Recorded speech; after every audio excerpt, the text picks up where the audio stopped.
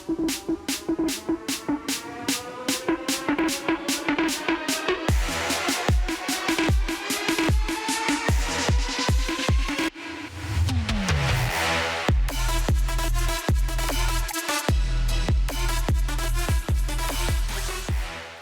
right, we're still on the SportsMax Zone on this fantastic Friday, and we're going to talk some hoops now from the NBA Finals. The Boston Celtics have taken a 1-0 lead in the 2024 NBA Finals after convincingly defeating the Dallas Mavericks 107-89 in their Game 1 clash in Boston at the TD Garden. The Celtics were led by their star shooting guard Jaylen Brown, who posted a team-high 22 points, while center Kristaps Porzingis returned from injury to drop 20 points off the bench for the Mean Green. Well, Celtics star Jason Tatum, who notched 14 points on the night, reflected on the Game 1 win.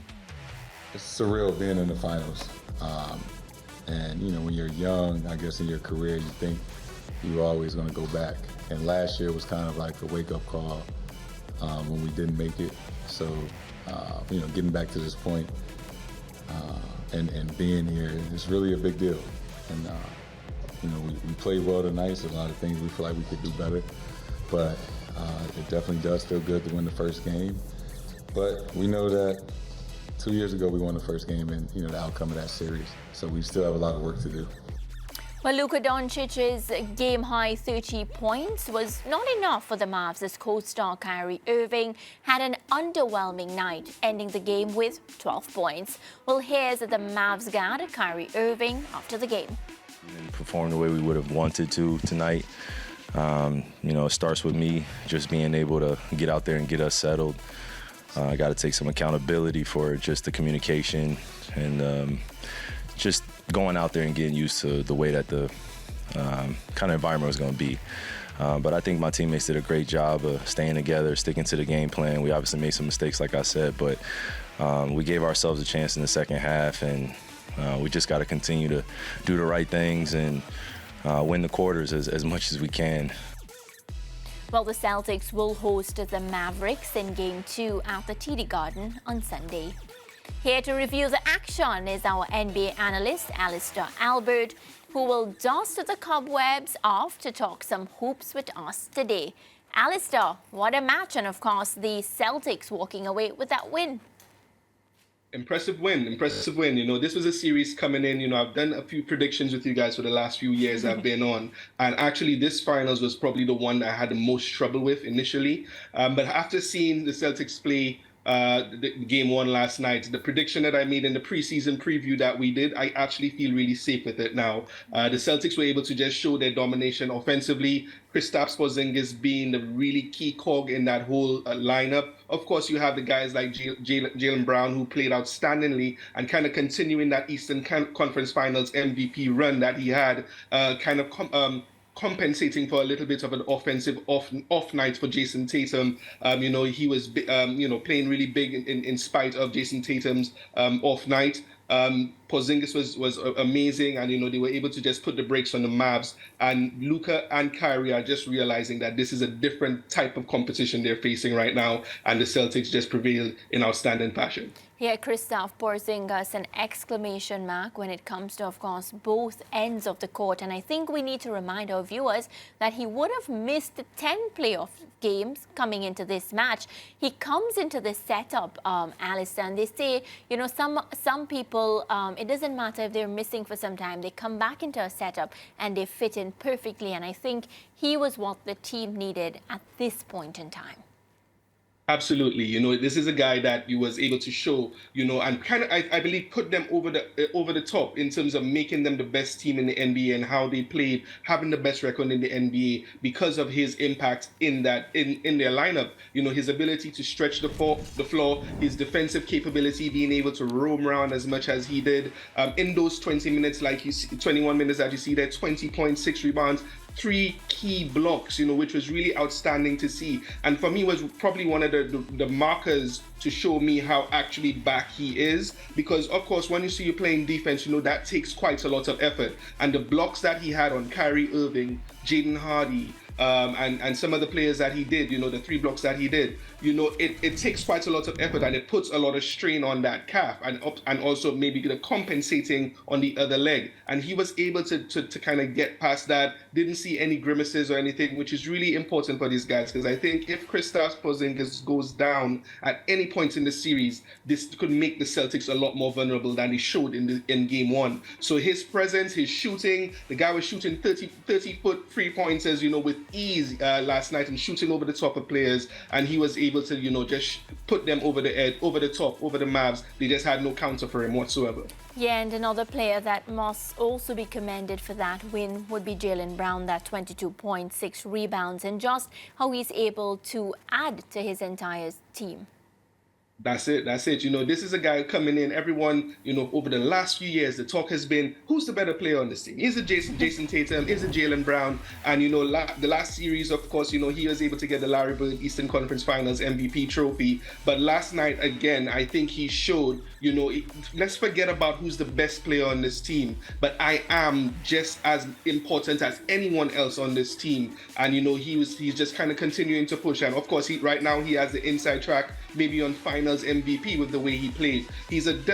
I think a lot of people talk about, maybe there's a little bit of redundancy between him and Jason Tatum. But what he showed last night and what he's shown this postseason, he's actually complementary, because to Jason Tatum's finesse play, Jaylen Brown has played, really aggressively, going to the rack with, a lot of, force, dunking on a couple of guys last night. His defensive capabilities, rotating off in help defense under the rim, picking the pockets of Luka Doncic a couple of times. He played an all-round game, which was really important for the Celtics last night. Yeah, and the Mavs, it has been their lowest scoring game in the postseason, of course. And for me, I'm asking the question to you, Alistair. Should they be worried based on this? Because 89 points, a team like the Mavs, this is game one of the NBA Finals. Or should we look at it as, it's only game one, and of course, they will come better? They will come better, and I think, as we know, with a team with Kyrie Irving and Luka Doncic, they have been, classed as probably one of the best offensive backcourts in the history of the NBA, as Stan Van Gundy said in the last set of rounds, where he was color commentating live on those games. And he's not really far off. He's not far-fetched. These guys are explosive, and you can expect I wouldn't say a regression, but an actual coming back up to the mean for these guys, where they actually be able to put up at least 50 to 60 combined points between them. The problem is, like you say, in terms of not being able to produce points, is the others. And because of the defense, the defensive versatility and the ability to rotate on the Celtics, they're able to kind of fan out and stop the guys and stymie the guys who are on the wings, on the corners, waiting for three-pointers, getting, rotations and getting pushed off the line, or the three-point line. So if the others, PJ Washington, Derek Lively, Daniel Gafford getting lobs in the middle, Derrick Jones Jr., if these guys are not producing, it puts too much strain on needing the offensive capabilities of Luka and Kyrie to kind of just push this team. The others need to produce, and if they don't, it's going to be really problematic for the Mavs going forward. Yeah, Alistair, I know that I don't think any of the regular season champions have gone on to win the NBA since the Golden State Warriors back in 2017. But the Celtics were so by far the best team in the regular season. Why were you having doubts coming in? Is it because Porzingis, since the playoffs, hasn't been there, it just made the Celtics look different and, as you use a term just now, vulnerable?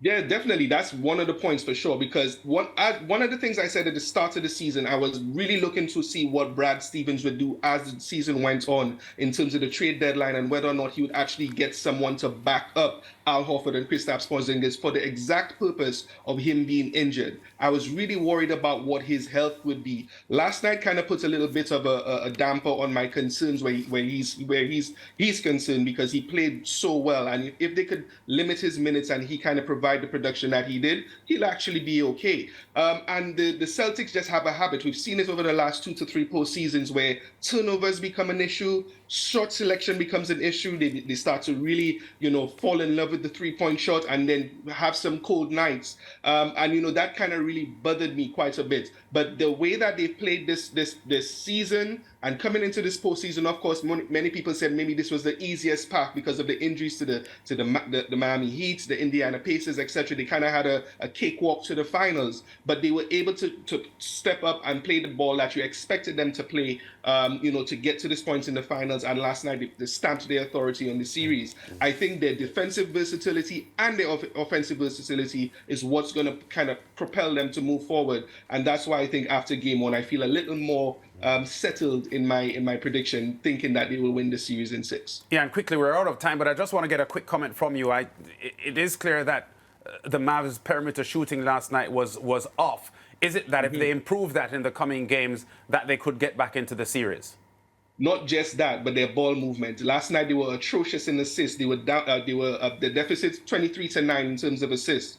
They were not moving the ball enough around, so they left Luka to do a lot of step back jump shots. Kyrie Irving was contested on quite a lot of the shots that he had. Moving the ball, in addition to, of course, making those shots, would be really important. But like Jason Kidd said, just have more fun. Move the ball around, get the open shots, make the shots. That's what kind of going to get them back in this series, being able to tie it up and kind of provide some resistance to the Celtics. Yeah, and as we wrap this one up, Alistair, I just remind myself it's only game one. We have game two to look forward to, and anything can happen.